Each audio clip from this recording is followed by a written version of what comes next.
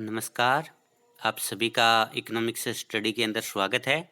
आज हम इस लेक्चर के अंदर जो टॉपिक डिस्कस करेंगे, वो हमारा आज का टॉपिक रहेगा सीमा शुल्क और व्यापार पर सामान्य समझौता, यानी general agreement on trade and tariff, जिसको आप बोलते हैं गेट्स।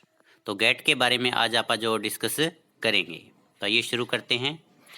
जब विश्व के अंदर 1930 की महामंदी आई थी, तो उस महामंदी के बाद से जो है अनेक देशों ने अपने देश के हितों को ध्यान में रखते हुए अंतर्राष्ट्रीय व्यापार पर प्रतिबंध लगाने शुरू कर दिए। तो देखा जाए तो उनका जो उद्देश्य था वो अपने देश का हित करना था, लेकिन अपने देश का हित करने के चक्कर में पूरा जो विश्व का व्यापार था उस विश्व व्यापार में गिरावट आई। क्योंकि जब ये दूसरे देशों ने आयात पर प्रतिबंध लगाने शुरू कर दिए, जैसे मान लीजिए 3 कंट्री है ए, बी और सी। ए ने जो है बी से आने वाले आयात पर प्रतिबंध लगाए, तो बी ने भी ए से आने वाले आयात पर प्रतिबंध लगा दिए, ताकि अपने देश के अंदर जो उद्योग है उनका विकास हो सके। ये बी ने चाहा।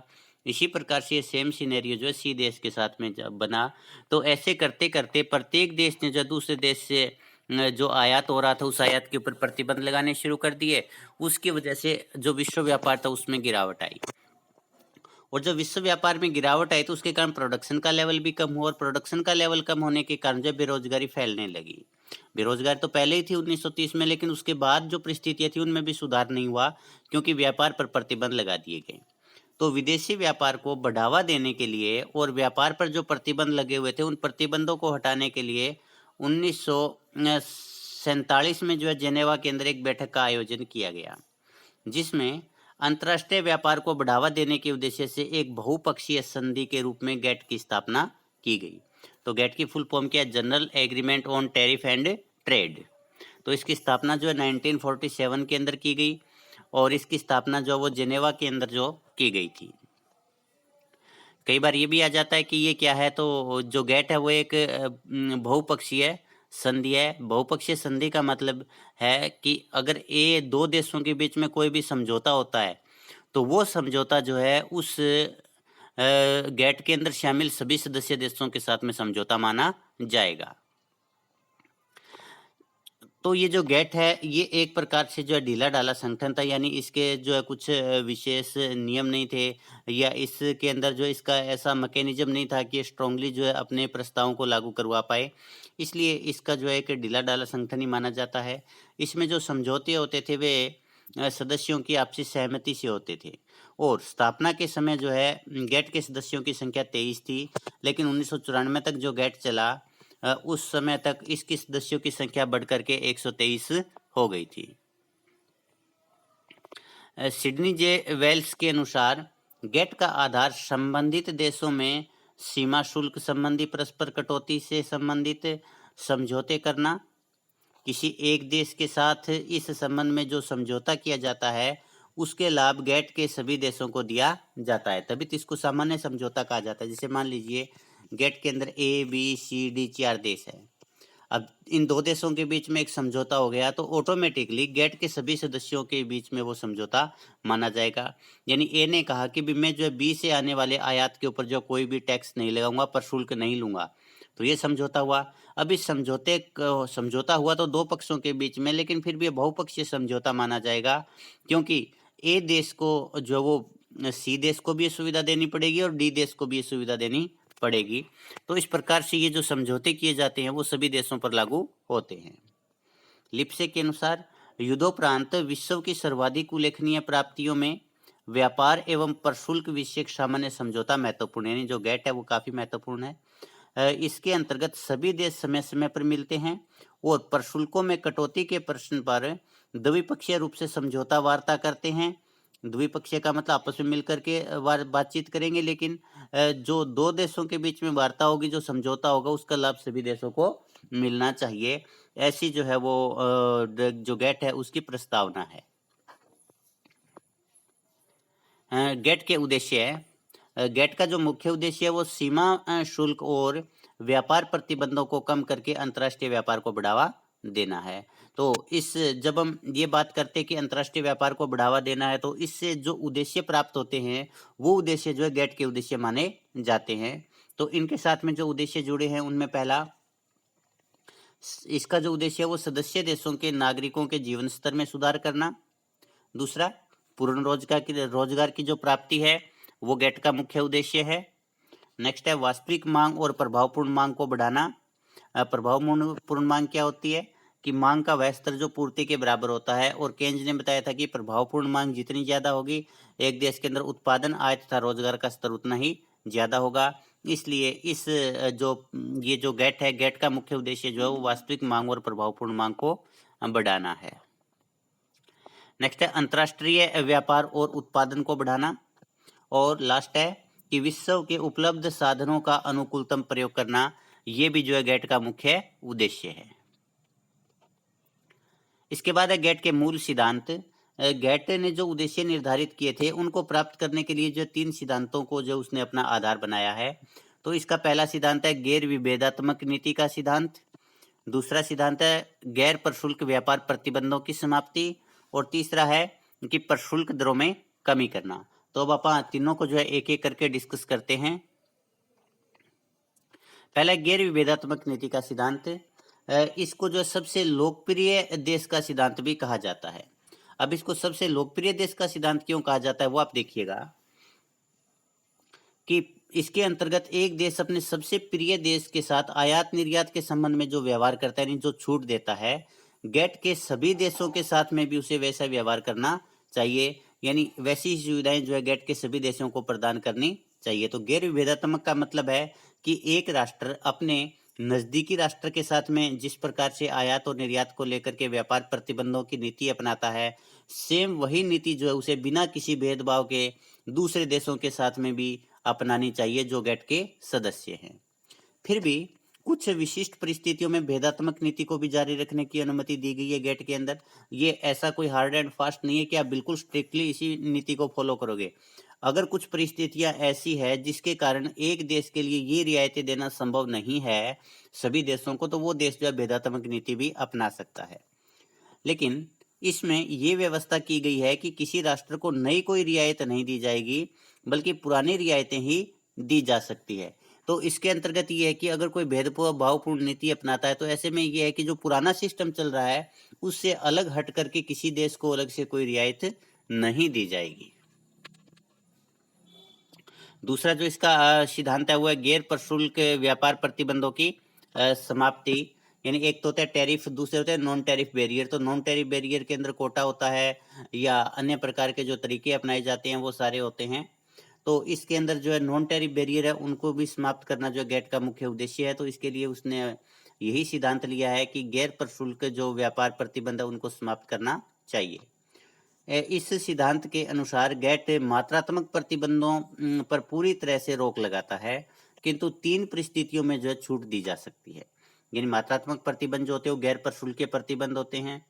तो गेट जो है मात्रात्मक प्रतिबंधों की समाप्ति जो है अपना मुख्य उद्देश्य रखता है, लेकिन फिर भी ये कुछ छूट देता है। वो कौन कौन से 3 अवस्थाओं में छूट देता है कि एक देश जो है जो मात्रात्मक प्रतिबंध या गैर प्रशुल्क प्रतिबंध है वो लगा सकता है। पहली परिस्थिति है कि एक देश आईएमएफ की अनुमति से अगर उसका बैलेंस ऑफ पेमेंट प्रतिकूल है तो उस अवस्था के अंदर जो है गैर प्रशुल्कीय प्रतिबंध लगा सकता है। लेकिन ध्यान रखिएगा with the due permission of International Monetary Fund. Second one is अविकसित देश जिनके विकास के लिए प्रतिबंध लगाना जरूरी है उनको छूट दी गई है कि कुछ ऐसे अविकसित देश है जिनके अंदर अगर प्रतिबंध नहीं लगाया जाएगा तो उस देश के उद्योग धंधे विकसित नहीं होंगे, क्योंकि वो दूसरे देशों से होने वाले आयात का मुकाबला नहीं कर पाएंगे। तो ऐसे में जिन देशों के लिए बहुत ही जरूरी होता है कि विकास के बिना प्रतिबंध के हो ही नहीं सकता, तो उन देशों को भी जो है इस क्लोज से छूट दी गई है। और तीसरा मत्स्य और कृषि उत्पादों पर तब कोटा जारी रह सकता है जब पहले से ही उतने प्रतिबंधों के तहत उत्पादन किया जा रहा हो। यानी कोई नए प्रतिबंध जो है मछली उत्पादन और कृषि वस्तुओं के लिए नहीं लगाए जा सकते, लेकिन जो पुराने प्रतिबंध थे उन प्रतिबंधों को जो कंटिन्यू किया जा सकता है। इसके बाद है तीसरा जो सिद्धांत है वह प्रशुल्क दरों में कमी करना। इसके अंतर्गत विभिन्न सदस्य देशों में प्रशुल्क दरों को कम करने के लिए आपस में विचार विमर्श और आपसी सहमति से प्रशुल्क दरों में कटौती की जानी चाहिए। यानी इसके अंदर जो है ये ढीला ढाला संगठन है, इसलिए इसके अंदर एक देश जो है दूसरे देश के ऊपर या ये जो गेट है वो दूसरे देशों के ऊपर दबाव नहीं बनाता कि आपको अवश्य कम करना चाहिए, बल्कि ये कहता है कि आम सहमति और विचार विमर्श के बाद ही जो प्रशुल्क दरों में कमी की जानी चाहिए। तो प्रशुल्क दरों में कमी के संबंध में जो गेट है निम्न सिद्धांतों का पालन करने की बात करता है। पहला है आदान प्रदान और परस्परता का सिद्धांत। इसका मतलब ये है कि अगर एक देश दूसरे देश को प्रशुल्क में रियायत देता है, जैसे मान लीजिए ए और बी है, अब बी देश ने ए देश को छूट दे दी, तो इसके बदले में ए देश का ये अधिकार है कि वो ए देश है वो बी से छूट प्रदान करे। तो ए को अगर छूट मिली है तो उसके बदले में बी देश को भी छूट मिलनी चाहिए। तो इस प्रकार से ये जो सिद्धांत है ये जो है परस्पर आदान प्रदान और परस्परता का सिद्धांत है कि अगर एक देश दूसरे देश को प्रशुल्क में छूट देता है तो दूसरा देश भी जो है उस देश को छूट देगा। जैसा भारत और अमेरिका है, अगर भारत ने अमेरिका से आने वाले आयात के ऊपर प्रशुल्क में छूट दे दी है तो ऐसे में भारत का ये अधिकार बन जाता है कि अमेरिका के अंदर जो भारत का आयात है उस आयात के अंदर भी छूट मिलनी चाहिए। नेक्स्ट है प्रशुल्क दरों को सीमित करना। दूसरा ये प्रस्ताव है, इसका जो सिद्धांत है प्रशुल्क दरों में कटौती का, कि जो देश अधिक कर की दर वसूल कर रहे थे, यानी प्रशुल्क की दर काफी अधिक थी, उन्हें प्रशुल्क को कम करना चाहिए। लेकिन जिन देशों ने पहले से प्रशुल्क की दरों को कम कर रखा है और वो और अधिक कमी करने में समर्थ नहीं है, तो उन्हें प्रशुल्क दर का जो कम करने के लिए बाध्य नहीं किया जाना चाहिए, बल्कि उनको वो जो उनकी कम दरें हैं उन्हीं दरों को जारी रखे रहना चाहिए। तो इसका मतलब ये सिंपल सी बात है कि दो प्रकार के देश है, एक जिनकी प्रशुल्क जिन्होंने बहुत ऊंची जो है टैरिफ लगा रखी है, दूसरे देशों ने कम टैरिफ लगा रखी है पहले से ही। तो जिन्होंने ऊंची टैरिफ लगा रखी है उनको जो है प्रशुल्क की दर कम करनी चाहिए। जिन देशों की प्रशुल्क दर पहले से ही कम है उनको जो है और ज्यादा प्रशुल्क दर कम करने के लिए बाध्य नहीं किया जाना चाहिए।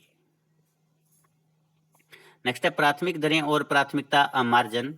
प्राथमिकता मार्जिन का माप जो है वो सबसे अधिक प्रिय देश के लिए निर्धारित प्रशुल्क दर और उसी वस्तु के लिए प्राथमिक दर के बीच जो वास्तविक अंतर है उसके आधार पर किया जाना चाहिए। यानी ये जो वास्तविक दर जो पहले थी और अधिक प्रिय देश को जो दर दी जा रही है उसके अनुपात के आधार पर नहीं किया जाना चाहिए, बल्कि उन दोनों के बीच में जो डिफरेंस है उसके आधार पर किया जाना चाहिए।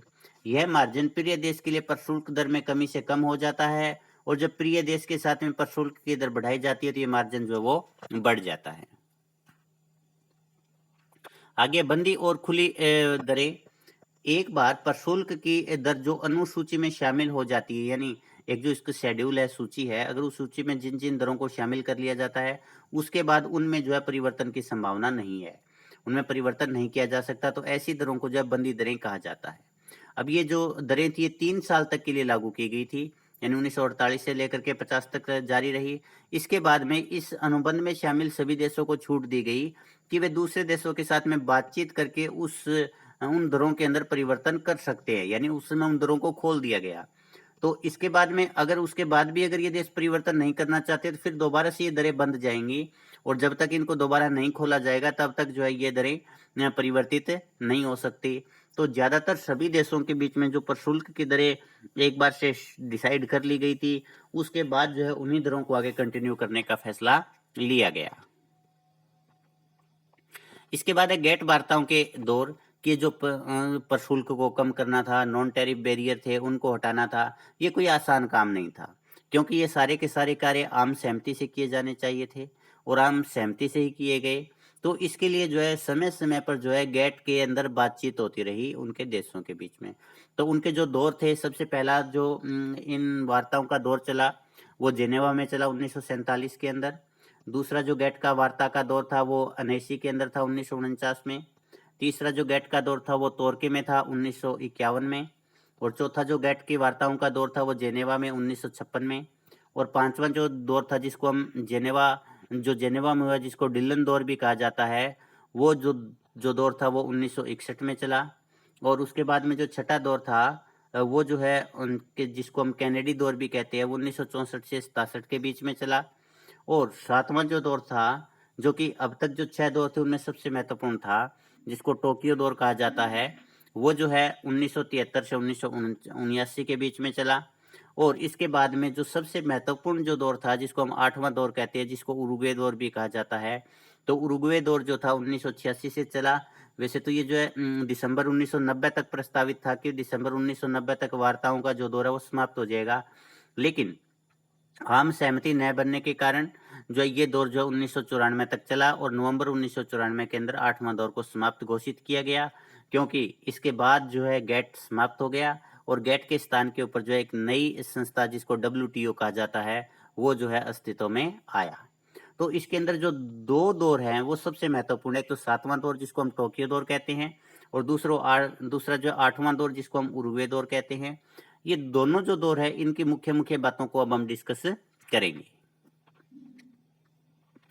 तो टोक्यो दौर की विशेषताएं, यह जो टोक्यो दौर था ये नवंबर 1973 में शुरू हुआ और 1979 तक चला। इस दौर की मुख्य बातें वो निम्न है।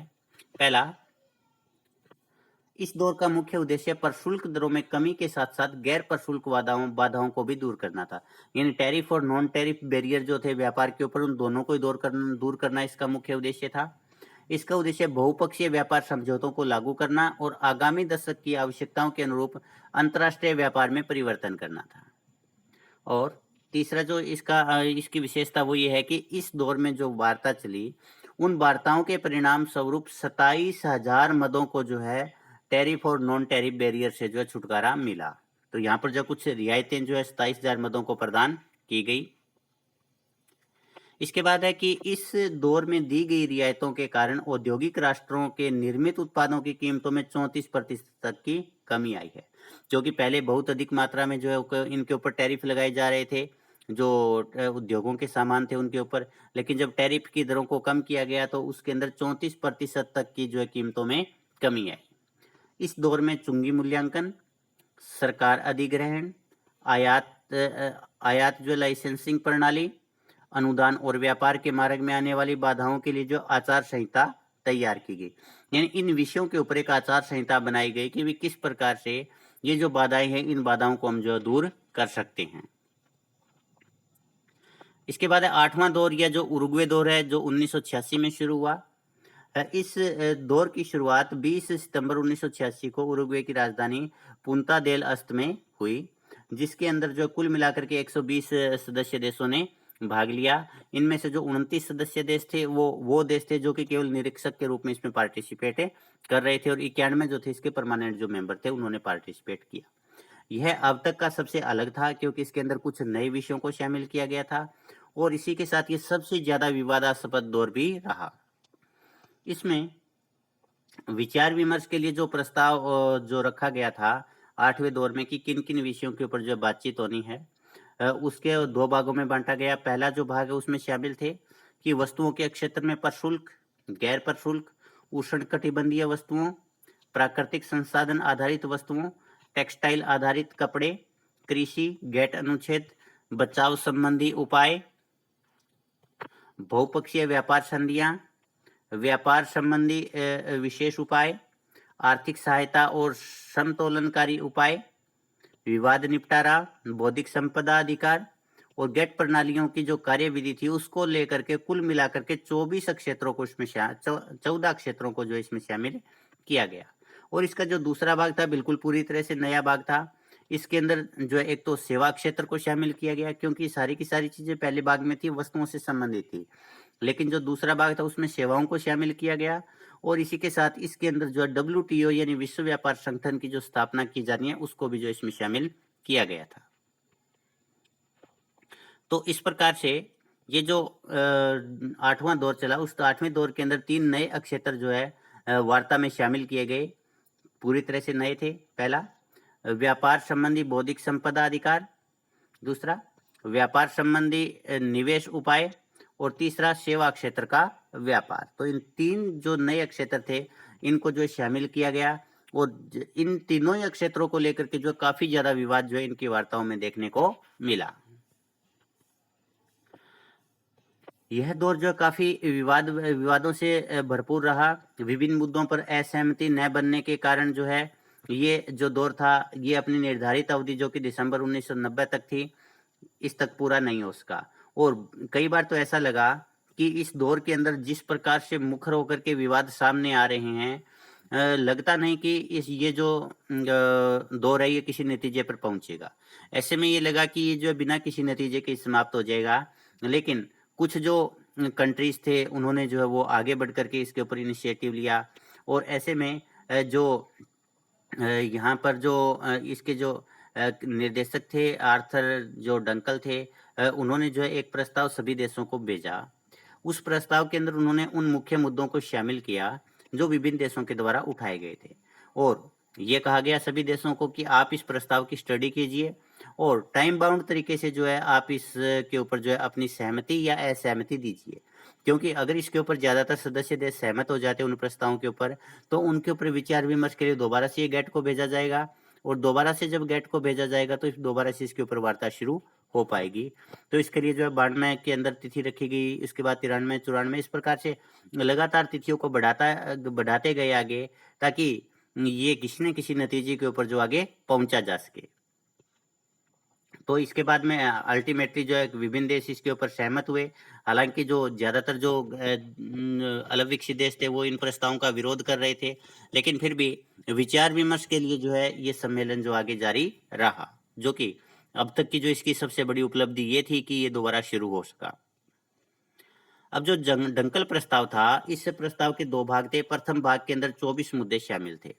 ये वस्तुओं के व्यापार से संबंधित, चुंगी के मूल्यांकन से संबंधित, सरकारी क्रय से संबंधित और राशि पातन आदि से संबंधित थे।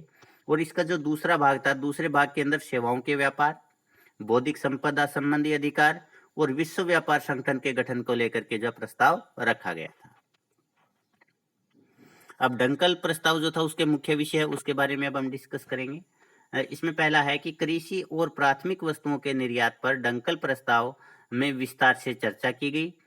इसमें निर्यात सब्सिडी, कृषि के जो निर्यात की सब्सिडी थी वो, आयात का संरक्षण, कृषि उत्पादन में वृद्धि के लिए घरेलू सहायता आदि विषयों के ऊपर जो है वो प्रस्ताव शामिल किए गए थे। दूसरा, इसके अंदर जो कृषि सब्सिडी है वो किसी भी हालत के अंदर 10% से ज्यादा नहीं होनी चाहिए, ऐसा प्रस्ताव भी रखा गया। नेक्स्ट इसमें है कि प्रत्येक सदस्य देश अपने बाजार की जो कुल कृषि उत्पादन है उसका 3.3% जो है विदेशी निर्यातकों के लिए छोड़ेगा। जैसे मान लीजिए कि एक देश जो है 100 वस्तुओं का प्रोडक्शन कर रहा है, तो उसके लिए 3.3 वस्तुओं से विदेशों से आयात करनी जरूरी थी। लेकिन इसके अंदर उन देशों को छूट दी गई जिन देशों का बैलेंस ऑफ पेमेंट जो है घाटे में था, क्योंकि अगर ये क्लोज लागू किया जाएगा तो उनको आयात और ज्यादा बढ़े, और आयात और ज्यादा बढ़ने से उनका बैलेंस ऑफ पेमेंट है वो और ज्यादा प्रतिकूल हो जाएगा। नेक्स्ट है कि इसमें जो पादप प्रजातियों का पेटेंट है उसको भी प्रस्ताव रखा गया, यानी जो पेड़ पौधों की जो प्रजातियां उनका पेटेंट करवाने का जो प्रस्ताव था वो भी डंकल प्रस्ताव में शामिल था। इसके बाद है कि इसमें 6 से लेकर के 10 साल के बीच कृषि आयात पर लगने वाले जो प्रशुल्क है और जो सब्सिडी उसको पूरी तरह से समाप्त किया जाना चाहिए, इस बात का प्रस्ताव भी जो है इसके अंदर रखा गया।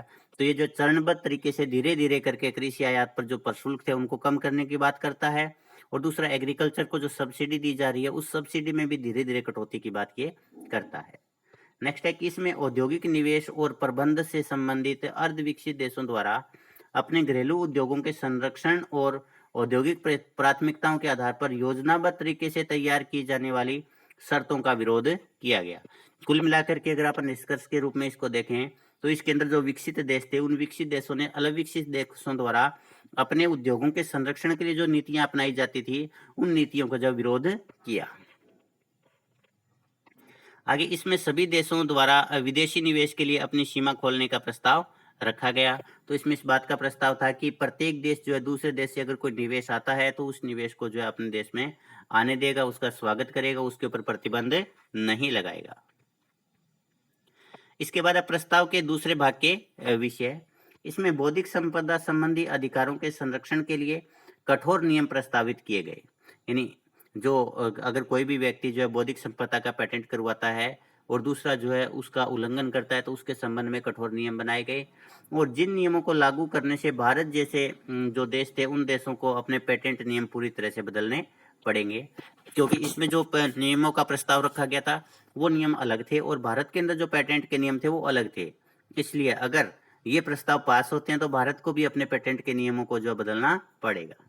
दूसरा, इसके लागू होने से उत्पाद और उत्पादन प्रक्रिया दोनों का ही पेटेंट करवाना जरूरी होगा। यानी अगर किसी वस्तु का प्रोडक्शन है तो उस प्रोडक्शन को भी पेटेंट करवाना होगा, और उस प्रोडक्शन को करने के लिए जो प्रक्रिया अपनाई गई है उस प्रक्रिया का भी पेटेंट करवाना होगा। जबकि इससे पहले भारत के अंदर केवल उत्पादन की प्रक्रिया का ही पेटेंट होता था, उत्पादन की जाने वाली वस्तुओं का पेटेंट नहीं होता था। नेक्स्ट है, इस प्रस्ताव में प्रत्येक वस्तु का पेटेंट जरूरी है, चाहे उसका देश में उत्पादन किया हो, चाहे उसका जो है आयात किया गया हो। तो सभी प्रकार की वस्तुएं जो एक देश के अंदर है, चाहे वो प्रोडक्शन की जा रही हो, चाहे आयात किया जा रहा हो, उनका पेटेंट कंपलसरी किया गया। इसका सबसे विवादास्पद विषय था कि यदि कोई देश किसी के पेटेंट की नकल करता है तो उस पेटेंट का जो मूल देश होता है जिसने वो पेटेंट करवा रखा है, इसके लिए बिना कोई सबूत दिए ही उसके ऊपर आरोप लगाएगा, और ये आरोप है वही जो काफी माना गया। यानी कोई नकल कर रहा है या नहीं कर रहा, इसके लिए जो सबूत देने की आवश्यकता नहीं है, मात्र कहने मात्र से कि भी उसने फला व्यक्ति ने, फला कंपनी ने मेरे प्रोडक्ट का जो पेटेंट था उसका उल्लंघन किया है, मेरे प्रोडक्ट की जो वो नकल की है, तो इतना कहने मात्र से ही जो वो दूसरा देश जो वो दोषी बन जाता था। तो ये जो इसका सबसे विवादास्पद प्रस्ताव था। इसके बाद सेवाओं से संबंधित विषय। इस प्रस्ताव में सेवाओं के नियमन और नियंत्रण के लिए एक बहुपक्षीय समझौते का प्रस्ताव रखा गया, और जिसको नाम दिया गया सेवाओं के व्यापार का सामान्य समझौता, यानी GATS, general agreement on trade of services. तो ये जो सुझाव दिया गया, पहले जो था केवल वस्तुओं के ऊपर ही जो समझौता लागू होता था, लेकिन अब जो है वो सेवाओं के ऊपर भी जो है ये समझौता लागू करने का प्रस्ताव इसमें रखा गया। इसमें जो सेवाएं थी उन सेवाओं के व्यापार को भी वस्तुओं के व्यापार के समान माना गया। इसके बाद है विश्व व्यापार संगठन। जो डंकल प्रस्ताव था, डंकल प्रस्ताव में बताया गया कि जो गैट है वो अपने उद्देश्य को पूरा कर चुका है, अब इसकी कोई प्रासंगिकता नहीं है, इसलिए गैट को समाप्त कर दिया जाना चाहिए, और आगे से जो है एक नई संस्था जो कि विश्व व्यापार को संचालित करे और उसको नियमित करे, उसके लिए एक नई संस्था का गठन किया जाना चाहिए, और उस नई संस्था के गठन को जो विश्व व्यापार संगठन का नाम दिया गया, यानी WTO का नाम दिया गया। और WTO की स्थापना जो थी वो 1 जनवरी 1995 को हुई, और इसकी स्थापना के साथ ही गैट जो वो समाप्त हो गया। तो इसके बाद जो विश्व व्यापार संगठन का प्रस्ताव रखा, प्रस्ताव के साथ ही ये जो गैट का 8वां दौर था, वो 8वां दौर जो आंशिक रूप से सफल हुआ, और क्योंकि पूरी तरह से सफल नहीं हुआ, क्योंकि इसके अंदर जो सभी विषय रखे गए थे सभी विषयों पर आम सहमति नहीं बन सकी, केवल कुछ ही विषयों के ऊपर आम सहमति बनी, जिन विषयों को जो लागू कर दिया गया। और इसके बाद ये जो 8वां दौर था इसको नवंबर 1994 के अंदर समाप्त घोषित कर दिया गया। तो इस प्रकार से ये जो गैट था, जो कि गैट जो है वो उसकी जानकारी इसलिए आवश्यक है क्योंकि जब हम WTO के बारे में स्टडी करेंगे तो उसके लिए पहले में गैट के बारे में ज्ञान होना जरूरी है, क्योंकि जो WTO है उसकी जड़ें जो है गैट में छिपी हुई है। अब इसके बाद हम देखते हैं मूल्यांकन कि अभी तक हमने जो किया है उससे संबंधित क्वेश्चन है। पहला, गैट क्या है। दूसरा, गैट की स्थापना के उद्देश्यों का वर्णन करो। और तीसरा क्वेश्चन है कि गैट के 7वें दौर की जो वार्ता थी उसके मुख्य विषय क्या थे, और डंकल प्रस्ताव क्या था। और इसी के साथ अपना ये टॉपिक समाप्त होता है। धन्यवाद।